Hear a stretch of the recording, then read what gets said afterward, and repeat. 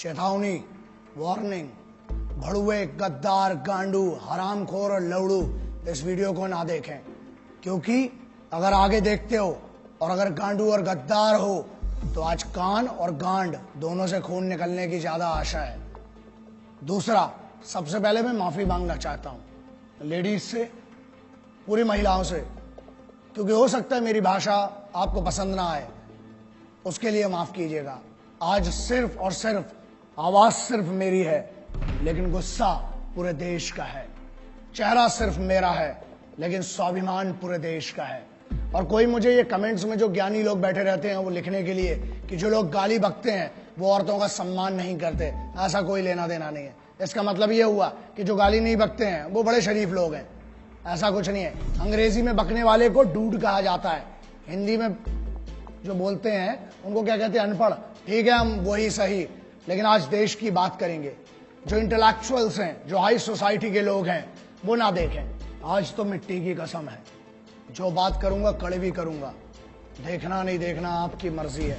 ना इनवाइट किया गया ना करना चाहते हैं। तो आप अगर एक सच्चे देशभक्त हैं, उसका मतलब सिर्फ ये नहीं कि यूनिफॉर्म, क्योंकि पहले ये जंग जो थी वो सिपाहियों के बीच में थी, देशों के बीच में थी, अब ये पर्सनल हो चुकी है। और हर वो आदमी जो राष्ट्रभक्त है, आज मैं उसकी तरफ से बात कर रहा हूं, उस देशभक्त की तरफ से बात कर रहा हूं, because it is a very big battle which is going on in the country right now. This is one of the biggest battle which is happening and which is going on, and the battle is patriots versus traitors. गद्दारों और देशभक्तों के बीच में एक बहुत बड़ी लड़ाई है। तो देशभक्त तो ये थे, अब गद्दार कौन है? मेरे हिसाब से जो मुझे लगता है, हर वो आदमी, चाहे वो आम आदमी हो, चाहे सिंपल साधारण एक जनरल पब्लिक हो, चाहे एक ऑफिसर हो, चाहे वो किसी मीडिया हाउस का बैठा हुआ बॉस हो, चाहे वो किसी बहुत बड़ी ऑर्गेनाइजेशन का सीईओ हो, चाहे वो नेता हो, चाहे मंत्री हो, हर वो आदमी जो इस देश के सिपाही का सम्मान नहीं करता है, उसकी शहादत का सम्मान नहीं करता है, और यहां बैठ के हमारी रोटी खा के अपने नाजायज बाप पाकिस्तान की तरफ से बोलता है, हर वो मादर चोद, हर वो बहन चोद गद्दार है इस देश का, और मेरे लिए वो देशद्रोही है। बड़े बड़े जो इंटेलेक्चुअल्स बैठते हैं चैनल पे, और वो भी आदमी, गद्दार कौन है बे? जो यहाँ की फैसिलिटी चाहिए, एजुकेशन यहाँ की चाहिए, हमारा टैक्स पर एक भारत के आम जो नॉर्मल बंदा है, जो मेहनत करता है, मिडिल क्लास का आदमी, उसके टैक्स पर तुमको पढ़ाई चाहिए, और तुम उसके बाद चैनल्स पर बैठ के बहरान बानी जैसे मादर चौदों को, टेररिस्ट एक नहीं जितने आएंगे बहन चौथ गांड में घुसड़ देंगे, उतनों को मारेंगे मादर चौदों को। समझ में आए बे? उनको जो बैठ के बताते मासूम लोग थे, बहन चौदह पता क्या है तुमको कश्मीर के बारे में बे? अंदर की कंडीशन पता है तुमको? जो गुमराह करते हैं इस देश के बच्चों को, उनको स्कूल कॉलेजेस नहीं जाने देते और अपने लौंडों को विदेश में पढ़ाते हैं। मेरे लिए हर वो मादरचोद, हर वो आदमी गद्दार है जो यहां बैठकर यहाँ की रोटी खाकर, चाहे कहीं पर भी बैठे, किसी भी लेवल का हो, चाहे अंग्रेजी में बोले चाहे हिंदी में बोले, जो भी पाकिस्तान की इस हरकत का और मेरे उन भाइयों को सोते हुए मारा जिन मादरचोदों ने, उनकी तारीफ करने वाला वो हर आदमी गद्दार मादरचोद इस देश का राष्ट्रद्रोही है, गद्दार है, बहनचोद। मैं हमेशा कहता हूं, और मैं ऑपरेशंस जो थे मैं उसके बारे में बात नहीं करना चाहता था। कोई भी ऑनगोइंग ऑपरेशंस है, ठीक है, वॉर है, if it is a war zone then there is no problem. तुम हमारे मारोगे, हम तुम्हारे मारेंगे, इक्वालिटी है, युद्ध है। लेकिन यहां पहली बार था कि युद्ध के नियम तोड़े गए, इसलिए बात करना पड़ेगी आज। यार सोते में तुमने हमला किया और सामने से मारो ना बे। तुम्हारी भी इज्जत है, तुम भी सिपाही थे, बहुत पहले इसकी इज्जत कर ली। टेररिस्ट की इज्जत नहीं, सिपाही होते एज अ सोल्जर। मैंने पिछले वीडियो में कहा कि मैं इज्जत करता हूं किसी भी देश के सिपाही हो। अबे तुम क्या बात करते हो बे? तुम तो मुर्दे नहीं अपनाते हो। हमने फिर भी इज्जत की, बोला, तुम्हारी तारीफ की, सबकी तारीफ की, लेकिन अब युद्ध के नियम टूट चुके थे। लाखों ईमेल आए हैं, 7 लाख से ऊपर ईमेल हैं। पूरी टीम पागल हो चुकी है जब से हमला हुआ है कि सर अब कुछ बोलना पड़ेगा। और आज बोलना इसलिए जरूरी है क्योंकि जवाब देना पड़ेगा। कुछ बड़ुओं को अब पता नहीं इनको क्या बोलूं, समझ में नहीं आता, क्योंकि एक वीडियो में मुझसे गलती हुई थी, मैंने कुत्ता बोल दिया था एक आदमी को। उस भड़ुए को कुत्ता बोल के ना मुझे गम हुआ, क्योंकि जब मैंने घर जाके अपने वो 2 शेर देखे ना, कुत्ते देखे, जब घर के देखे वो बच्चे, तब लगा कि यार कुत्ते से तो वफादार कोई होता ही नहीं है। इन हरामियों को मैंने कुत्ता बोल के ना, उस कुत्ते की जात पे मैंने मैंने उसकी बेइज्जती कर दी। एक नेता है, एक सांसद है, एक स्पोक्स पर्सन है, उसने एक बात कही।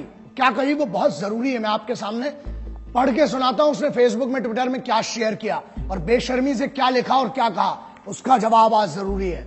उरी में मारे गए सारे सैनिक घूस देकर आर्मी में भर्ती हुए थे, अच्छा हुआ साले मारे गए। इस पर इतना हाय तौबा क्यों? भारत माता के लिए बोझ बने हुए थे, आतंकियों ने सही काम किया।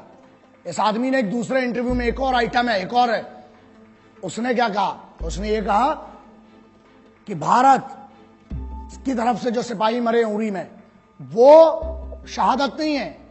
शहीद कौन हुए? जो पाकिस्तान की तरफ से आए। ऐसा है नेताजी, मादरचोद, हमको भी मौका दो ना, तुमको ऐसा ऐसा इस टाइप का शहीद करने का, बहनचोद। एक काम कर, सजेशन देता हूं, बहुत गांड में गूदा है ना, बोल मत बहनचोद। एक काम कर, अब तेरे पास जो सिक्योरिटी है ना पुलिस की, उनको हटा और बाहर जाओ और एक सिपाही के परिवार से जिसका शहीद हुआ है, उरी की छोड़, कभी भी उसके परिवार से जाके जरा बोल। गांड में घुसड़ देंगे तो पूरी तेरी राजनीति जितनी तेरी चल रही है ना, अबे तेरे को शर्म आना चाहिए। देश का माहौल क्या है बे? आज देश गम में डूबा हुआ है और तुम जैसे भड़ुए मादरचोद, तुम लोग बहनचोद, इसको अपनी मीडिया बाइट के लिए, अपनी पब्लिसिटी के लिए, तुम्हें पता है क्या दुख देते हो बे तुम? अबे पिछले हजारों बार बोल चुका हूं, कुछ नहीं दे सकते हो तो मादरचोद इज्जत तो दो कम से कम शहीदों को। सुनो बे झाटू, मंत्री है जो तुम्हारा है ना, जो तुम्हारा पद है, तेरा प्रोटोकॉल नहीं पता है, तेरा ना मेरे पास पूरी ज्यादा डिटेल नहीं है, लेकिन सुन, बहुत गांड में कूदा है, तेरे को बहुत चर्बी है ना। मेरे इसी में ईमेल आईडी आता है, मेरी चैनल का एड्रेस आता है, बहनचोद भेज, वहां पर अपना एड्रेस भेज और अपना नाम भेज। और तेरे को बहुत गर्मी है ना, अबे फौज ना गांड में नीचे डंडा डालेगी, कान से निकालती बहनचोद। अभी फौज के मर्जी, तुमने फौज के भी मार नहीं देखी है ना, अभी तुमने हमारा सम्मान देखा है बहनचोद। तेरे को बहुत गर्मी है, जो तेरे पास पुलिस का कैडर मिला है ना, तो क्या कहता है कि पुलिस के जो है वो, एक और स्टेटमेंट दिया ना इसी आदमी ने कि सोते रहते हैं, है ना। एक और मादरचोद है दूसरा, वो पुराना वाला भड़ुआ साला जिसको अपन ने पहले भी बात किया था हरामी के बारे में। क्या कहता है कि पुलिस और फौज में वही लोग जाते हैं जो अनपढ़ होते हैं या जिनके घर में कोई 1 रुपए का पढ़ा नहीं होता है, और जो लोग सिर्फ और सिर्फ 10वीं 12वीं बड़ी मुश्किल से पास कर पाते हैं, वो लोग जाते हैं। सुन, अब तेरे को बताता हूं, अबे चूतिए मादरचोद, तेरे को पता भी है फौजी होता कौन है? भारत का राष्ट्रपति, भारत का राष्ट्रपति भवन, हर राज्य का मुख्यमंत्री भवन, हर राज्य का सांसद, पार्षद, विधायक, हर राज्य का डेमोक्रेटिक जितना भी बड़ा आदमी हो, हर राज्य का संविधान, मतलब सुप्रीम कोर्ट हो चाहे हाई कोर्ट हो, उसकी सुरक्षा में हर चौक पे खड़ा हुआ एक पुलिस का सिपाही, हर बड़े एस्टेब्लिशमेंट के सामने संतरी बन के खड़ा हुआ एक सिपाही। अबे तेरी औकात नहीं बहनचोद की तू उनके बराबर का बन सके। वो इस देश को चलाते हैं। तू अगर इन मंचों पे जाके इतनी बड़ी बड़ी बात कर पा रहा है ना, भोसड़ी के इसलिए कर पा रहा है क्योंकि वहां सिपाही हर चौगड्डे पर तेरे लिए खड़े और तेरे जैसे मादरचोदों को इतनी परमिशन दे रखी है। यही प्रॉब्लम है। जिस दिन छूट मिलेगी और जिस दिन सही मौका आया, याद रखना गाड़ में इतना बड़ा सुल्ला जाएगा। बहनचोद, अभी तूने बहुत मोहब्बत देखी और बहुत हुआ सम्मान तुम्हारा मादरचोदों। एक और सेंटेंस बोला इसने बहनचोद ने कि पैसा देके, घूस देके जाते हैं। अबे चूते तेरे पास दिमाग है लौड़े? बात एक्सट्रीम इनसेंसिबिलिटी की, शुद्ध भाषा में चूतियापा बोलते हैं ना जिसको, वो ये इन जैसे बहुत बड़े बड़े होशियारों ने जो बड़े बड़े यूनिवर्सिटीज में पढ़ रहे हैं, उनका कहना ये है कि फौज में पैसा देके जाते हैं और सोते हैं और राशन खराब करते हैं, राशन खाते हैं फ्री का, है ना। चलो इसका बड़ा सिंपल सा आप समझो, जितनी आपकी समझदारी है ना, अगर पैसा देके जाना है तो फौज में क्यों जाएगा आदमी? मरने के लिए। फौज में क्यों जाता है? फौज में कंफर्टेबल लाइफ नहीं है, तुम्हारे जैसी नहीं है। और बोलते हैं, हाँ एक और बात बोली कि आलसी है जो फौज में जाते हैं, वो लोग आलसी हैं इसलिए सो रहे हैं। बेटा तू बहनचोद, तू अपनी बात कर रहा है, तेरे से तो दाढ़ी बनाता नहीं है रोज बहनचोद, तू क्या आलस की बात करता है बे? एक जगह पे 15 साल से डले हुए तुम जैसे भड़ुए इस देश का राशन खा रहे हो, हमारा टैक्स खा रहे हो, हमारी हर चीज खा रहे हो, उसके बाद बोलते हो बड़ा नेता और यूनियन वाले। बड़ी बात है, तुम जैसे बड़े पदों पे भी जा सकते हैं, लेकिन हमारे लिए पद मैटर नहीं करता बे। इज्जत कमाना अलग बात है, ताकत कमाना अलग बात है। तुम जैसे भड़ुओं की कभी इस देश में इज्जत नहीं होगी। क्यों? क्योंकि इस देश में अगर मंदिर हो, चाहे मस्जिद हो, चाहे गुरुद्वारा हो, चाहे चर्च हो, उसको सुरक्षा कौन देता है? वो है सिपाही। बाहर से जो पाकिस्तान की तरफ से आ रहे हैं वो दुश्मन है, उनसे लड़ना बहुत सरल है। तुम लोग साले जो अंदर गदर मचा के रखिए ना, उसके लिए एकाध न एक दिन बहुत गलत होगा। मैं बहुत कोशिश कर रहा हूं, प्रयास कर रहा हूं कि बचा रहूं, गुस्से में ना आऊं, लेकिन अब लगता है कि अब कुछ ना कुछ, और जिस दिन होगा उस दिन पब्लिकली और बहुत गंदा होगा तुम्हारे साथ। क्यों फौज में जाता है? अबे वो बच्चा जिसको एक गरीब घर से आके पुलिस में या फौज में जाना पड़ता है ना, 3 बजे रात को उठता है वो बच्चा। जब बेंचो तुम लोग पार्टी कर रहे होते हो ना वहां पर अपने कॉलेजेस में, यूनिवर्सिटीज में और अपने बड़े बड़े भवनों के अंदर, बड़ी बड़ी मेस में जब तुम पार्टी करते हो, बेंचो दो, अबे तुमको पता भी है सिपाही होता क्या है? क्योंकि सुनो, प्रॉब्लम यह है हमारे देश में, ना एक नेता का लौंडा आज तक सिपाही बना, ना आज तक ये भोसड़ी के जो यूनियन में बैठे हैं, कोई अमीर का लौंडा आज तक सिपाही नहीं बना। कहां गए वो मादरचोद बड़े बड़े अमीर? अबे भोसड़ी के खेल के लिए समय देने वालों को, मैच जीतने वालों को क्या मिलता है? इनाम मिलता है ना? और वहां जो जान अपनी बॉर्डर पे लगाते हैं, -60-50 में वहां लड़ रहा है आदमी, घूस देके गया।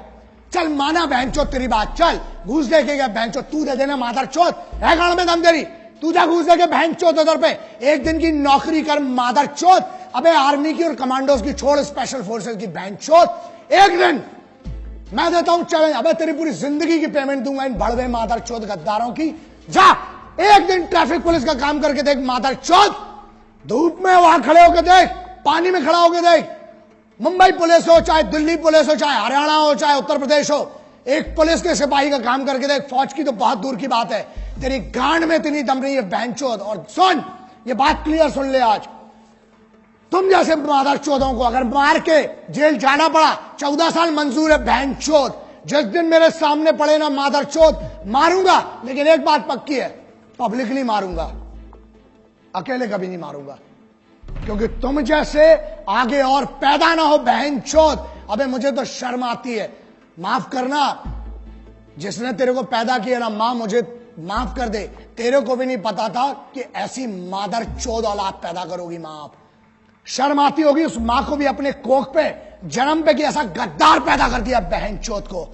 सुन मादरचोद, जिस दिन मेरे सामने आया मारूंगा, घसीट घसीट के मारूंगा बहनचोद। और दूसरी चीज, 14 साल होती ना, जमानत तो मिलेगी, आऊंगा तेरे जैसे और मादरचोदों को ढूंढूंगा, फिर मारूंगा बहनचोद, जाऊंगा। 14 साल मंजूर है बहनचोद, क्रांतिकारियों का चेला हूं, जेल भी गया कोई फर्क नहीं पड़ता है, लेकिन तुम जैसे गद्दारों को चुप करके रहूंगा, फिर मारूंगा, फिर जेल जाऊंगा, बाहर आऊंगा, जब जब आऊंगा मारूंगा मादरचोदों। दूसरी बात मुन्ना, हमें रोज सुबह से लेकर रात तक धमकी के कॉल आते हैं, और रही बात हमारी, मादरचोदों इतनी तैयारी के साथ चलते हैं, इतना जखीरा तो खुद लेके चलते हैं बे, इतना असला बारूद।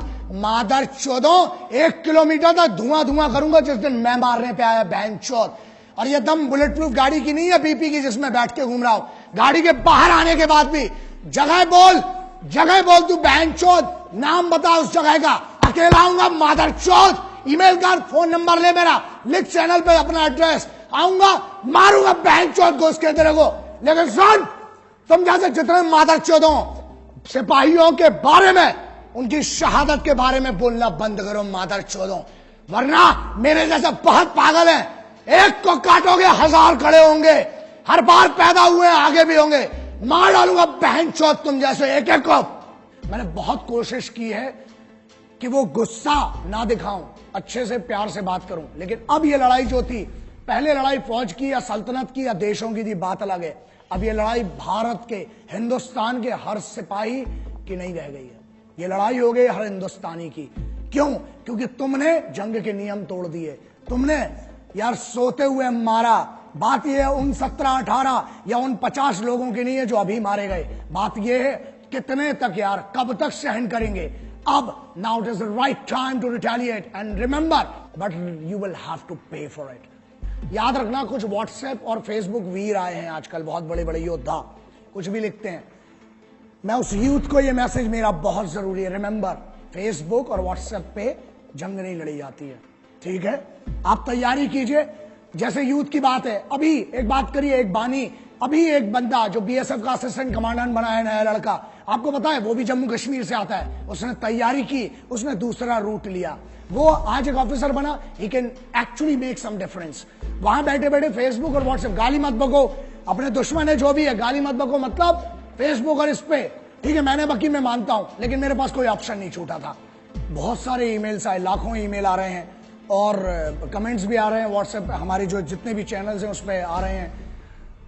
ये गलत बात है और उसको मुझे कंडेम करना पड़ेगा, आपको बोलना पड़ेगा, स्पेशली यूथ को।